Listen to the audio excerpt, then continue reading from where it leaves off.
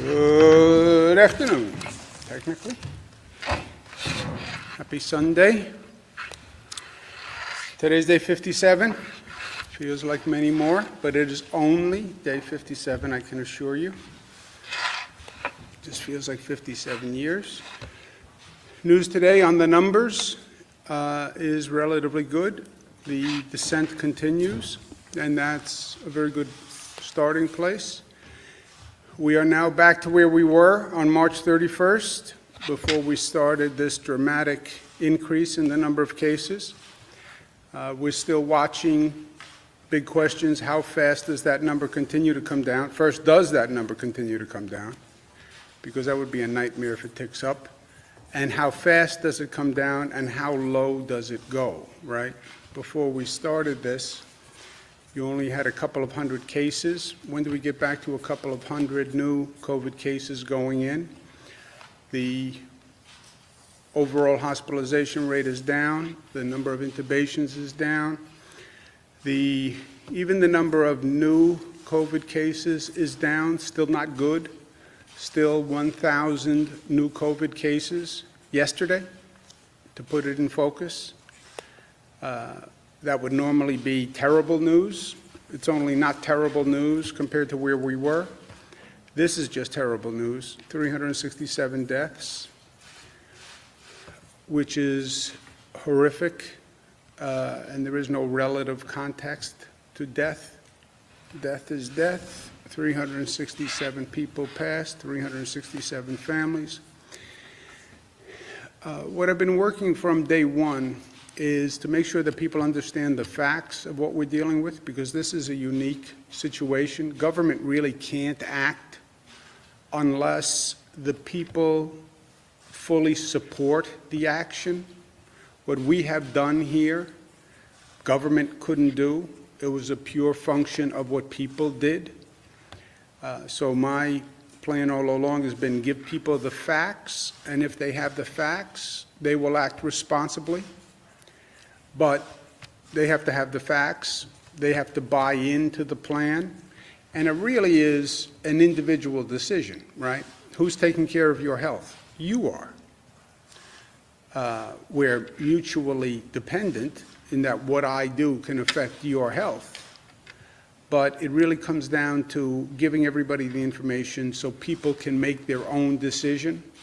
And the great achievement in this period has been that when people get the facts, and they trust the facts, and they understand the facts, they do the right thing. And that is a lesson that I hope people remember after this is all over. But we still have to remember the facts. And we talk about reopening, we talk about reimagining. Let's start to put some meat on the bones of what we're talking about so people understand. The federal guidance from the CDC is that before you start reopening, the state and the regional hospitalization rate must be in decline for 14 days, okay? That's the CDC's guidance. The federal government leaves it up to the states, it's up to the governors, but they also give guidance. And in this case, I think the CDC guidance is right. So we're monitoring the hospitalization rate, we're monitoring the regional hospitalization rates. We said in this state, it's a very diverse state. Upstate regions are like states in the Midwest, even out west. And we have very different hospitalization rates, so we look at the rates all across the state as well as across the regions. We're going to reopen in phases, a regional analysis on what we call our economic regions that we've been working with the state on, and those regions have been working together on economic policy, et cetera. So to analyze the regions which are existing coalitions actually works. But look at the regional analysis, make a determination, and then monitor whatever you do. Phase one of reopening will involve construction and manufacturing activities. And within construction and manufacturing, those businesses that have a low risk, right? There is a range of construction activities, there's a range of manufacturing activities, but those businesses that pose a low risk within them. Phase two would then be more a business-by-business analysis using the matrix that we've discussed.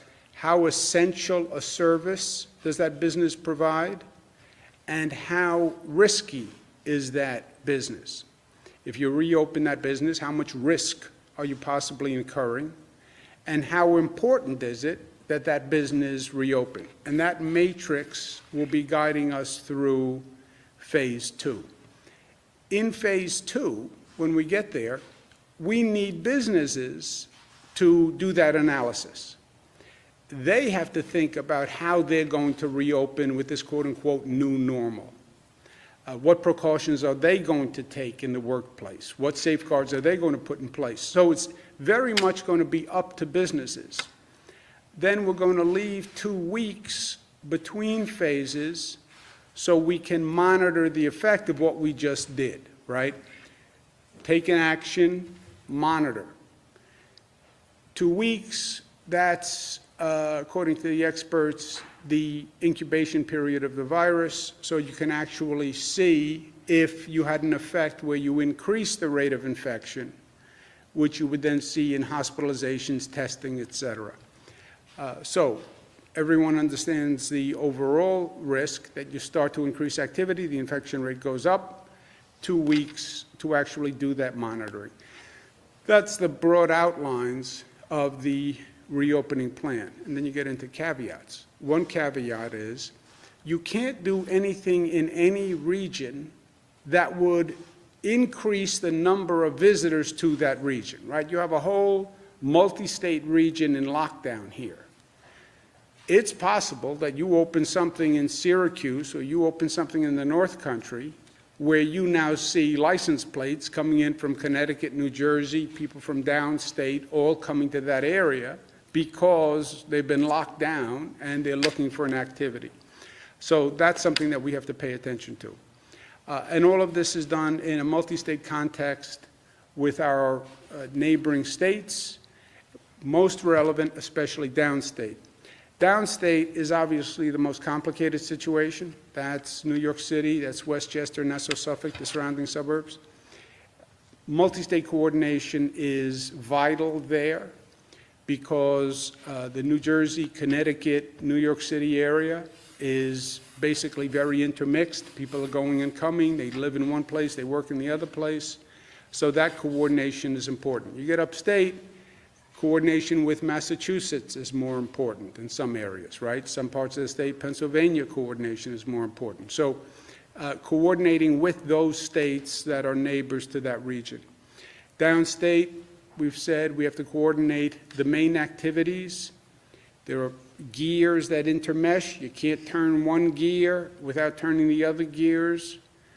That's how you strip gears. Keep trying to explain to my daughters. Transportation, parks, schools, beaches, these are all coordinated activities, right? You turn one, they all have to turn. And that's true for New York City, Nassau, Suffolk, Westchester. They all have to be coordinated. And we're working with local businesses and leaders to do that. Again, on the phased reopening, does my business reopen? Well, what is your business? And how would you do your business in this new normal? You normally have people in a conference room. Are you going to do that? You normally have people in workstations that are right next to each other. Do you plan on reopening that way? So this is not a one-sided equation here. Businesses, you develop a plan on how you would reopen given everything we now know. And if you have a plan, I'll show you in a moment, that actually takes into consideration these new circumstances, more essential, lower risk. The way a business opens will determine the risk. They can't really determine how essential their service is, but they can determine how risky opening them up, opening their business would be. Also, we need them to be creative and think outside of the box. And we've been speaking with business leaders across the state. But some people even need a new economic model. We want to bring sports back, right? So there's an activity that people can watch on TV. What sports can you do without an audience? What sports can you make work economically where you don't have to sell a seat in the stadium or in the arena? How do you do drive-ins? How do you do different types of businesses that could actually work in this environment? And again, they have to be creative and they have to think about it. Downstate, which does have particular needs, we need summer activities in downstate New York. You can't tell people in a dense urban environment all through the summer months, we don't have anything for you to do, stay in your apartment with the 3 kids. You know, that doesn't work. There's a sanity equation here also that we have to take into consideration. Special attention for public housing residents, special attention for low-income communities that, number one, paid a higher price for this disease than anyone else. We talk about the racial disparity, African Americans and Latinos. We're increasing the testing. We're going to have more to say on that this week. But lower-income communities need more assistance through this. And I will also need to focus, we need to focus on the basics. We need more food banks, more food assistance. There are people who literally are struggling for food and for child care. We have to make that more available. And I want to bring in a coordinated way, the philanthropies. There's a lot of goodwill. A lot of people want to help. Philanthropies represent a positive force in our society. I want to make them part of this in a partnership, and we're doing that. So working through all of this with partners in the business community and the healthcare community, right? Because we have an economic strategy and we have a public health strategy. It has to work with businesses who are creative and more thoughtful, and healthcare professionals who just learned a very important lesson with what we went through, and I don't want to lose that lesson. In terms of businesses, thinking about the new normal, think about it in terms of people. How are you going to protect your people? What are you going to be doing differently with your employees? Your actual physical space. What does the physical space look like when you reopen in this new normal? What are you doing about PPE equipment? How are you cleaning? What's the hygiene? What's the access? What's the screening? How do you move people? What's the travel and transportation? And then what processes can you put in place to make your business less risky, right? How can you train people? How can you communicate about this disease? Can you do testing in your workplace? These are all factors for businesses to consider that want to reopen quickly. And again, it's between the two, it's governmental decisions in partnership with business decisions. Because I think every business leader gets, you can't go back to where you were.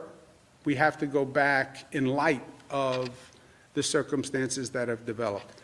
And in the midst of all this, monitor the public health impact. All that progress we made by flattening that curve, we could lose that in a matter of days if we're not careful.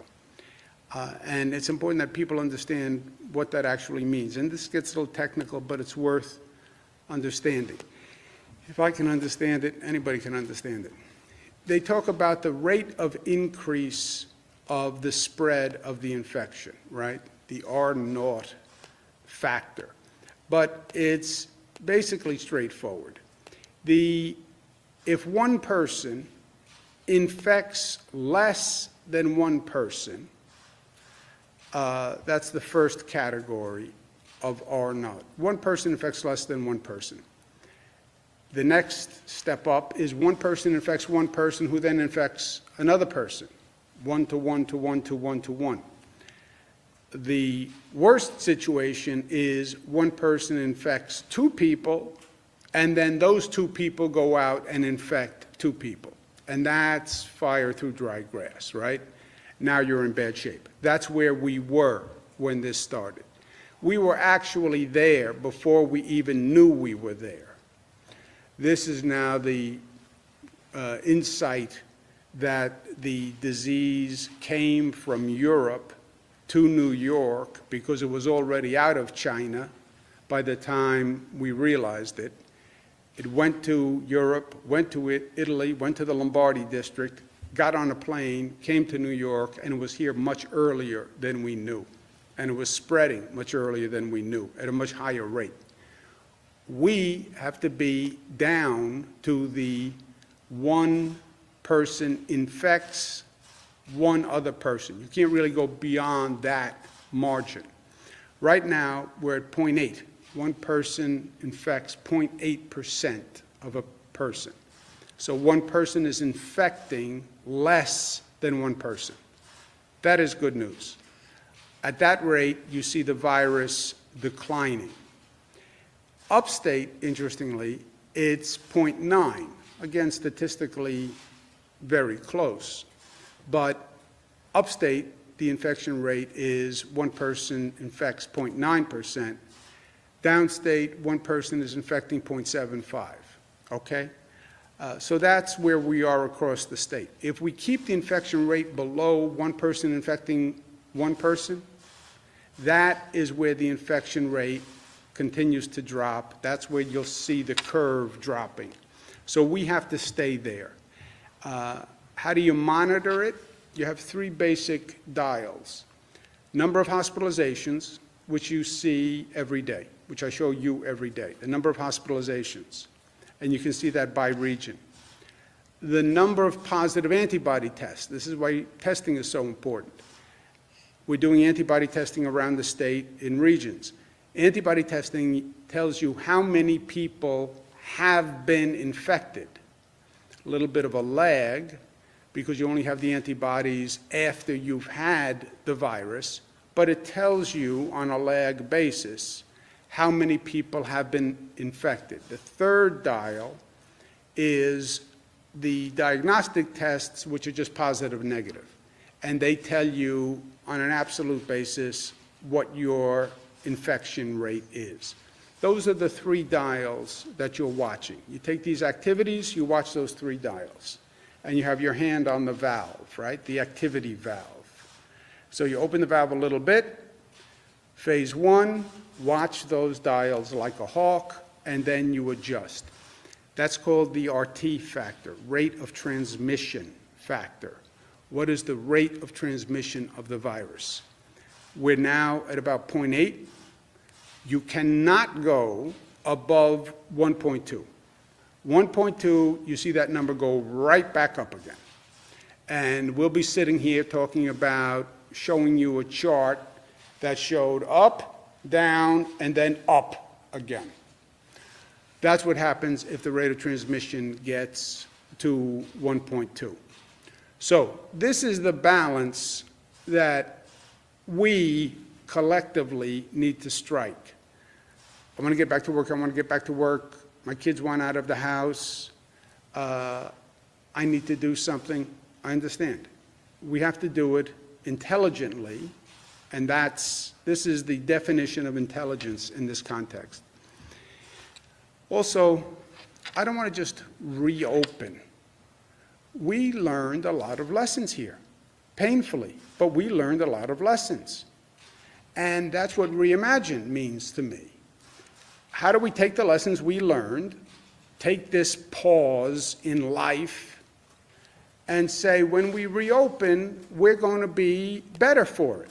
And we're going to reimagine what our life is, and we're going to improve for this pause.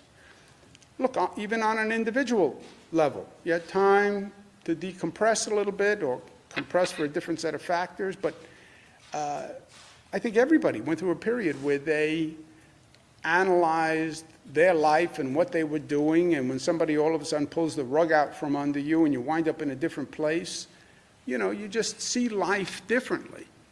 And I think that's true for most people. Okay, after that reflection, what have we learned, how do we improve, and how do we build back better? Because it's not about return to yesterday. There is no return to yesterday in life. It's about moving forward. It's about taking your experience and what you learned and bringing it to a positive effect. And with that, I want to end on just sharing a story that taught me a lot. There's a tunnel in New York called the L Train Tunnel. People in New York City know it very well. It's a tunnel that connects Manhattan and Brooklyn. And 400,000 people use this train and this tunnel. 400,000 people is a larger group than many cities in this country have, okay? So they had to close down the tunnel because the tunnel was old and the tunnel had problems, and everybody looked at it and they said, we have to close down the tunnel. 400,000 people couldn't get to work without that train, and they had all these complicated plans on how they were going to mitigate the transportation problem, and different buses and different cars and different bikes and different horses, the whole alternative transportation. And this went on for years. Everyone said you had to close the tunnel, and it was going to be closed for 15 to 18 months. Now, when government says it's going to be closed for 15 to 18 months, I hear 24 months to the rest of your life. That's my governmental cynicism.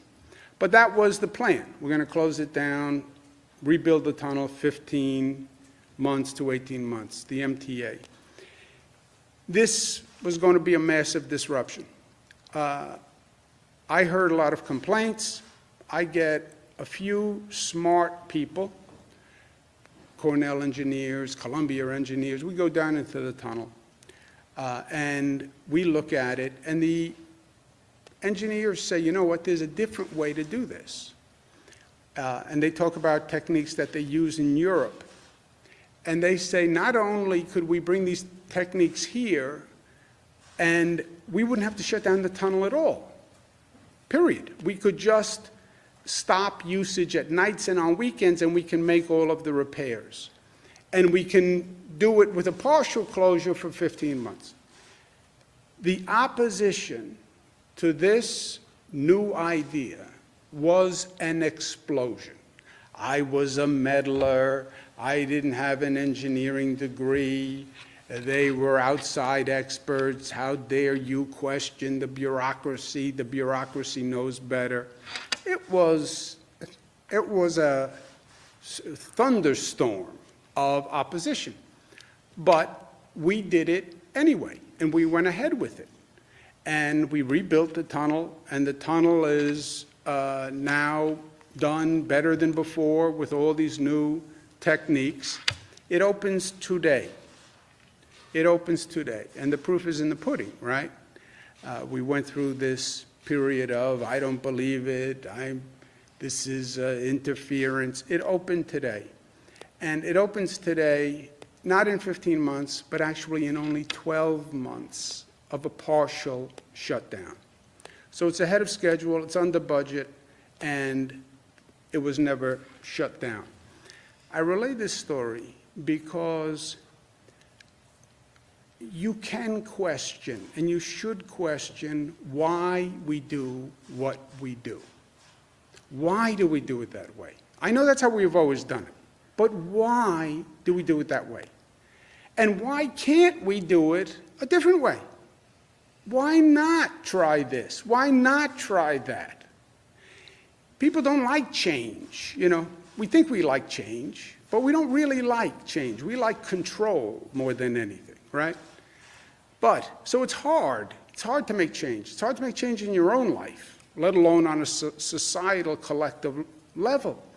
But if you don't change, you don't grow. And if you don't run the risk of change, you don't have the benefit of advancement. Not everything out there has to be the way it is. So we just went through this wild period where people are walking around with masks. Not because I said to, but because they understand they need to. How do we make it better? How do we make it better? And let's use this period to do just that. And we will. And we'll reimagine and we'll make it a reality because we are New York tough and smart and disciplined and unified and loving, and because we know that we can. We know that we can. We showed that we can. Questions? What you presented today seems to be an outline, kind of a philosophical approach to reopening, but when can people expect, like, dates and hard facts and times of opening? When are we going to get details? You have them there, Jess. You have May 15th. The pause is statewide until May 15th, right? Then you have the CDC guidance that says total hospitalization is declining for 14 days, okay? So we get to May 15th. What regions have seen a decline for 14 days? Well, we're assuming we will have seen a decline in the state for 14 days. But what regions of the state have seen a decline for 14 days? That's where you will start the conversation to get to phase one in that region. The regions that would be more likely able to open sooner would be the upstate regions. You take like central New York, you take the North Country, you take the Mohawk Valley. Those regions have seen lower numbers from day one. So you would talk about phase one opening there, which is the construction and manufacturing, with the caveat, don't do anything that's going to bring people in from all across the board. And then you have people from New York City and Massachusetts and Connecticut coming in. Also, the construction by manufacturing is a business by business analysis. Not all construction is the same. Not all manufacturing is the same. What are those businesses doing to incorporate the safe procedures? But you would see that more likely in the upstate areas if those numbers continue to decline the way the CDC recommends. Downstate New York is going to be more complicated. You can't do anything in New York City that you don't do in Suffolk, you don't do in Nassau, you don't do in Westchester. You can't do anything in downstate that we don't do in coordination with primarily Connecticut and New Jersey. Coordination does not mean total consistency, but it does mean coordination. We have to know if we're doing something different. We've had issues where certain activities were open in Connecticut and you saw many New York license plates in the Connecticut parking lot. We open beaches in New York City, but Jersey doesn't open beaches. You'll see New Jersey people at our beaches. So you won't be in lockstep, but before we do anything, I want to make sure we know what we're doing, because you'll see people react to different activity levels in different communities. Conceivably, you could see manufacturing and construction start to come online in certain upstate regions after May 15th. With certain precautions after May 15th. Yeah. Schools and retail? Schools are necessary for a large-scale business reopening.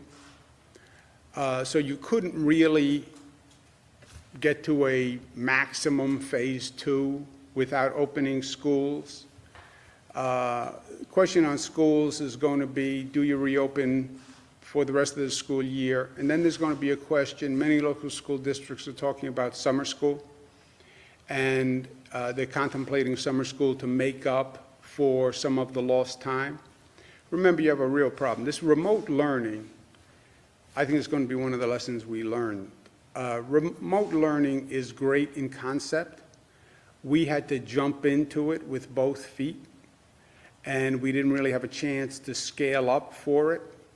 So many of the school districts, we have 700 school districts in the state, many of them are saying they want to do summer school because they want to make up for some of that class time. So that we have to feel out as we go. See, on any of these things, I'm not really comfortable getting too far ahead of ourselves. You know, you want to talk about a 2-week window? I think that's an intelligent window to talk about. Anybody who sits up here and says, well, I'm going to tell you what's going to happen a month down the road, I wouldn't believe that person. On the same topic of schools, districts right now are trying to put together their budgets. We put out a financial plan that said there's a broad-based cut coming. So what guidance for them? What should they expect? You Call said Washington. 20%? Well, they need to put together a budget. I know they want to call Washington. They get that. You said 20%. Is that the right number? The financial plan doesn't have a number Rob, in it? what number should they do? Yeah, we said that in the financial plan, it could be up to 20% additional, up to 20% or additional reduction. On May 15th, May 1st was the first checkpoint. On May 1st, we'll know exactly what the revenues are. We'll know exactly where we are with Washington and whether we have more money. We'll release a plan by the middle of May that still gives time for the school districts to make their budgets. So between now and May 15th, we'll have more clarity and more specificity in the financial plan. Right now, we're letting you know, this is where we stand, this is where the revenue picture is, those are the facts, and by the time they put their school budget votes together, they will have those numbers, and we'll have that time. When will the votes be? How will they be done? I'm sorry? Your executive order puts the school budget votes after June 1. Do we know when they'll be, how they'll be done, by mail, by board? Yeah, I don't know. We haven't gotten there yet. Mark? I want to ask you about, in your presentation, I heard a lot about businesses and the private sector, but have you been in touch with the state worker union leaders? And have you gotten any pushback, like, well, we don't want to be the guinea pigs, or we're the first one, where our workers are the first ones out at work? I mean, have you laid out a plan of the spacing and social distancing at state office buildings? Can you, I don't see it in the presentation. Yeah, well, we are part of those, when you talk about opening up a government office that is not now open, we are part of that same analysis as for a business. We would not open any government office that doesn't have all those social distancing measures, reconfiguration of the workplace, et cetera. So we would do the same thing we're asking businesses to do. So are you planning anything? Are you Yeah. working on that? Yeah, we are planning that. We come back in phases, reduced workforce, more space, et cetera. And then we have certain functions that are more essential than others also. The same thing I'm asking business to do, we are doing. It'd be easy for me to say every state agency is essential. Yeah, but and every state agency is essential, otherwise we wouldn't have it. But there are some that are more essential than others in a short-term basis. For a business, yeah, every division is essential. I get it. But short-term, do you have more essential divisions than others that you could bring back and do spatial distancing, et cetera, in your workplace? Also, a big factor here that is implicit, I think, but let me make it explicit in case I'm wrong and it's not implicit. The big factor here is what people do. That's been the factor from day one. Andrew, why do you spend so much time going through all the facts? Because I need people to understand so they actually do it, right? Or not do it. I gave them the facts on why I think they need to wear a mask. If people don't wear a mask, do we have the ability to force people to wear a mask? 19 million people? No. So they have to understand it, and if they understand it, they will do the right thing. I believe that. If they think my facts don't add up or my conclusion doesn't add up, then they don't wear the mask. Luckily, they wear the mask. On this phase 1 opening, monitor, that assumes they are going to be responsible in their behavior, that they can now go out and go to a new store that's opened. Okay, if they're wearing a mask and they're cleaning their hands, that's one scenario. If they go to work and they're using a mask and they keep social distancing and they don't get sloppy, they don't get undisciplined, that's one situation. That personal behavior changes. I am telling you, we're talking about a window of 0.8 to 1.2. That's all we're talking about. That, we can blow through that like, wind through reeds. So it depends on what people do, how smart, how disciplined they are through this whole process. Can't the state show the way for the private sector so that you can set up a scenario that would work, and then the state, Yes. and then the private sector? We will do that. We will show a workplace that is socially distant, people wear their masks, they don't go to a cafeteria, there is no congregate, the transportation is accommodated. We will show that in what we do. What can the state do to ensure that businesses are complying with PPE regulations or mask wearing. They have to give us a plan before we say they can reopen. Businesses have Yeah, to we're give us a- talking to businesses now, literally individual businesses. We have groups that have been set up that are meeting with businesses, talking to businesses. Steve Cohen, who was a former secretary, Bill Mulrow, who's a former secretary to me, have been doing this for weeks. They were here at one meeting, one briefing, dealt with your questions, ran away. I don't know that there was a connection between the two. But they have been talking to businesses, coming up with individual business plans, because even construction manufacturing, which are in phase one, yeah, what construction, how will you operate? Manufacturing can be anything, right?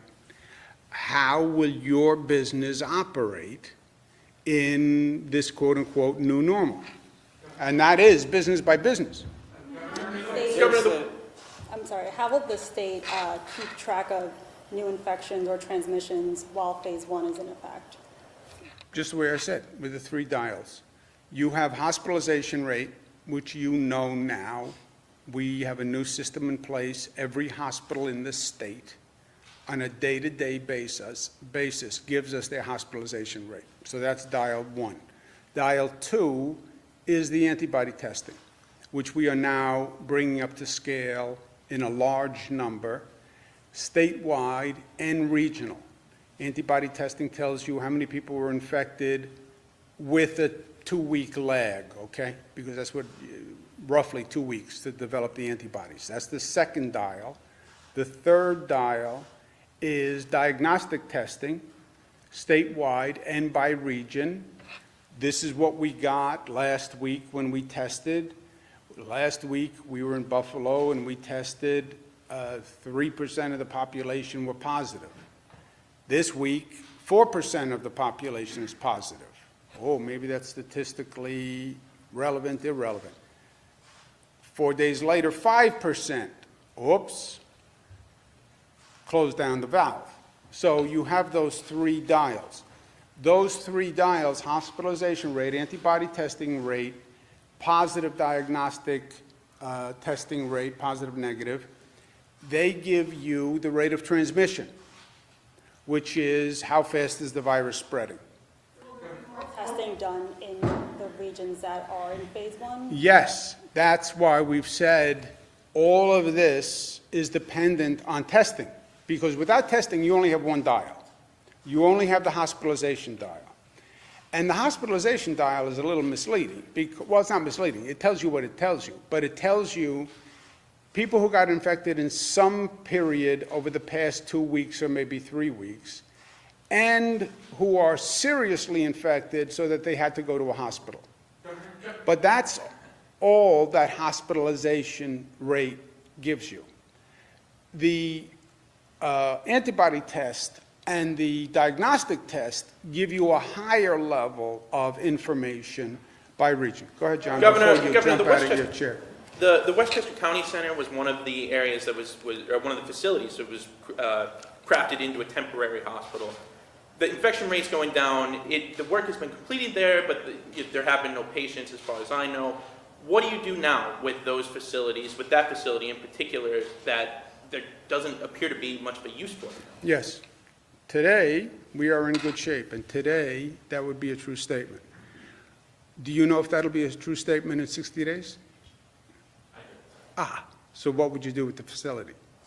I'm not the governor. Yeah, but what would you do if you were the governor? You'd leave it right there, because you don't know what it's going to be in 60 days. I mean, is there a possibility that you could transfer? There's been lots of talks about nursing home patients and residents. Could you move people out of nursing homes into a facility Nursing like home that? patients, let's go back to square one.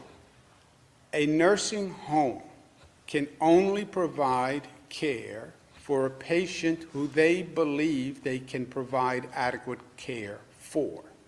If they cannot provide adequate care for a patient, they must transfer that patient. If they can't find an alternative nursing home or facility, Department of Health will find an alternative nursing home or facility. We have vacancies in nursing homes and in facilities. There is no nursing home who says, I have John, I can't take care of John, I don't know where to send him, then call Department of Health and we'll find a bed for John in a facility that can take care of him. That is how it works. There was one story that said, well, nursing home said they wanted to send someone to the Comfort, which was the ship the federal government gave us. And Department of Health said they can't send them to the Comfort. Yes, a nursing home can't send a person to the Comfort because that's not the agreement with the federal government. Comfort only took referrals from hospitals, so the person was assessed at a hospital first. But forget the Comfort. If a nursing home calls up and says, I can't take care of this person, we will find a bed for that person, period. But isn't Go ahead, John. but doesn't that, isn't that at least a mixed message from the March 25th memo that said, you know, you cannot deny admission or readmission just because of a suspected COVID-19 case? No, you were in that facility, you have COVID, you're back in that facility. That facility, if they're going to care for you, must quarantine, must have PPE for staff, must follow these guidelines. Or they say, I can't take care of John. I can't take care of him. I'm not equipped. I don't have the space to quarantine. I don't have the staff. I don't have the PPE. I can't take care of John. I'm going to transfer John to another facility. Or I'm going to call the Department of Health and tell them to come pick up John.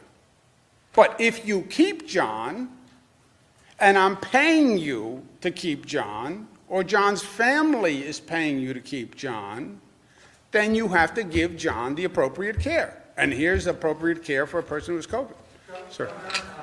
Alec Baldwin has released a video calling on you to grant broad clemencies to people in the prison system here. Do you have any plans to do that, and what do you make of his comments? We have been doing that. I haven't heard his comments. Broad clemency as far as you granting. Based on what, right? That's always the Based on question. vulnerable populations, pregnant inmates. How about if they are violent and they just started their sentence? Specifically, the call is for, you know, prisoners who are near the end of their terms within a year, or older Yeah, prisoners. that we've been doing. That we've been doing. To the economy, Dan? how can you possibly help farms that are struggling upstate? Obviously, the supply chain is, you know, in a bind right now. Can the state do anything?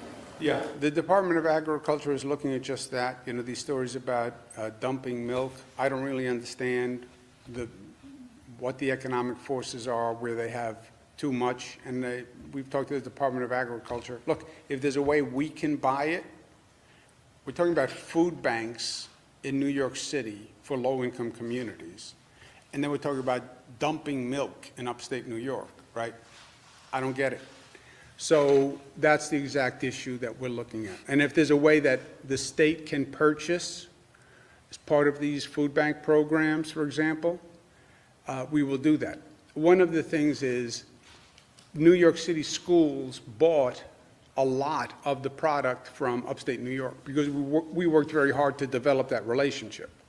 Apparently, the purchasing of the schools is down, or it's different purchasing. I don't know the exact specifics.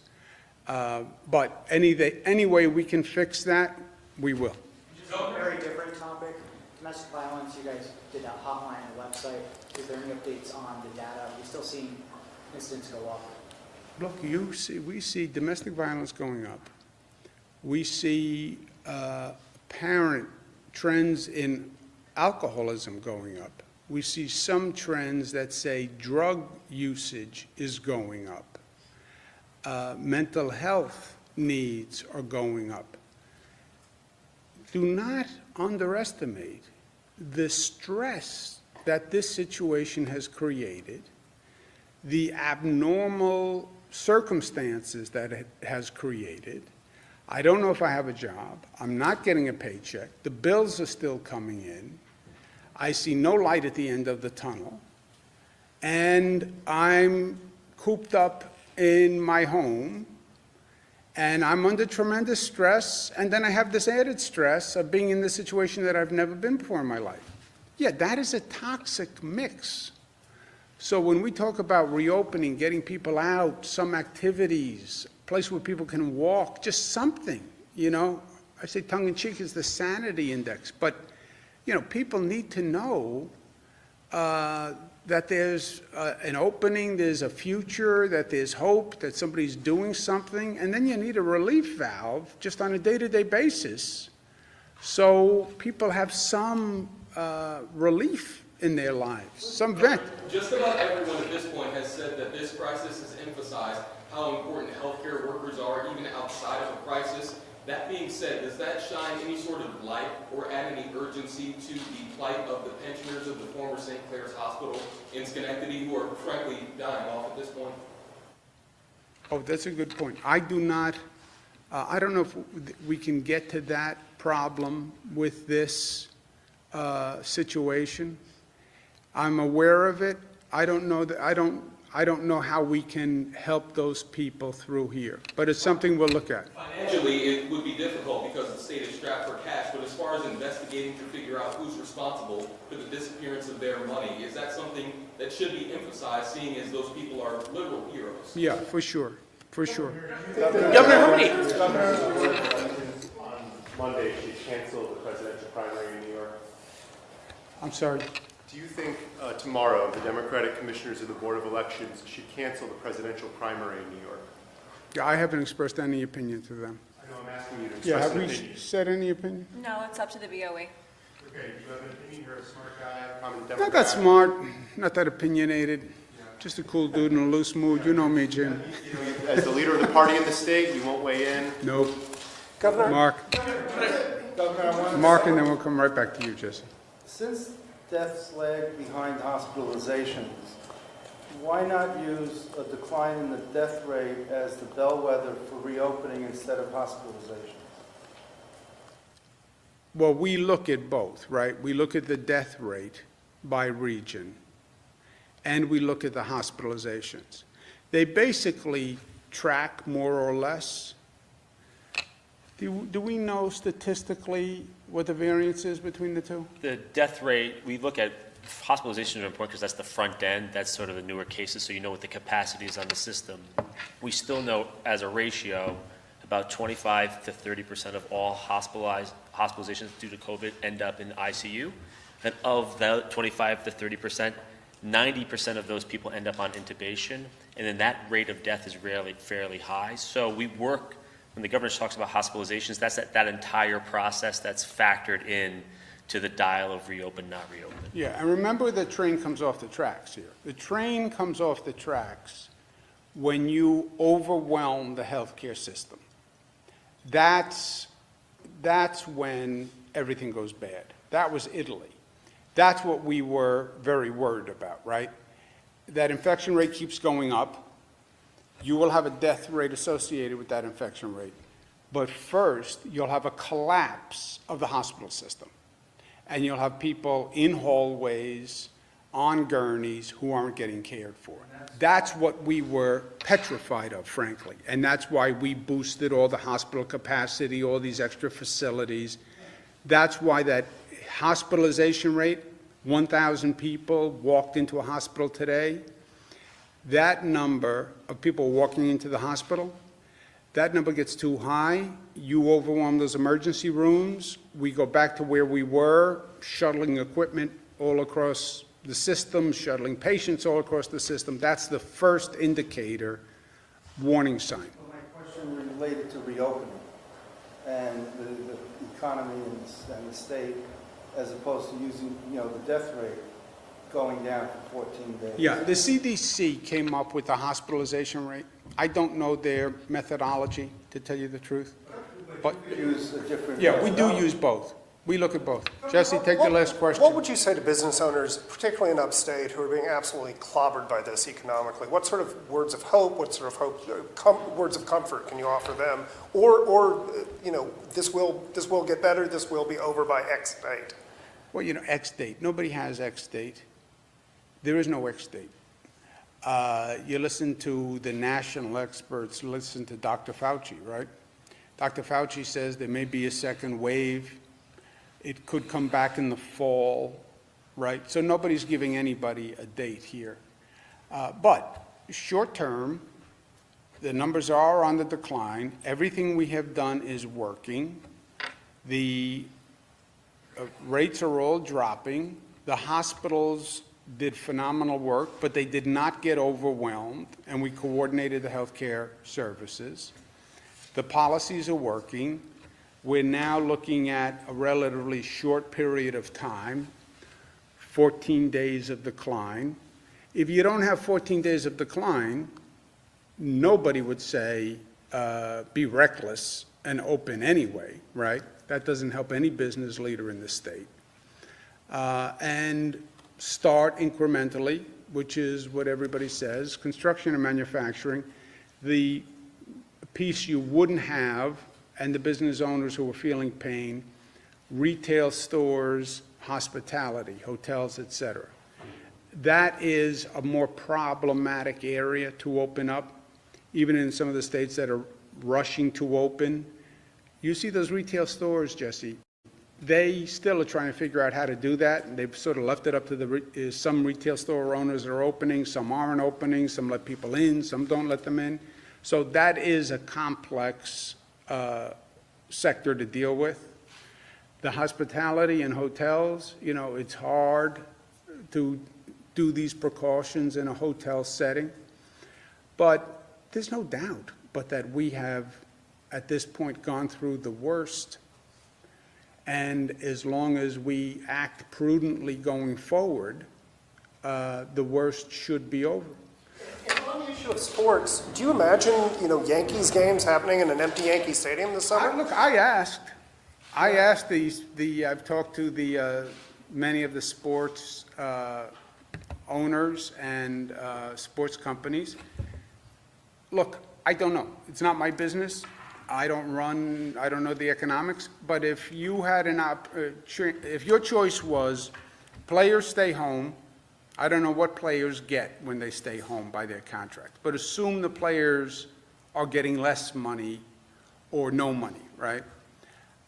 If you could make the economics work without the seat sales, right?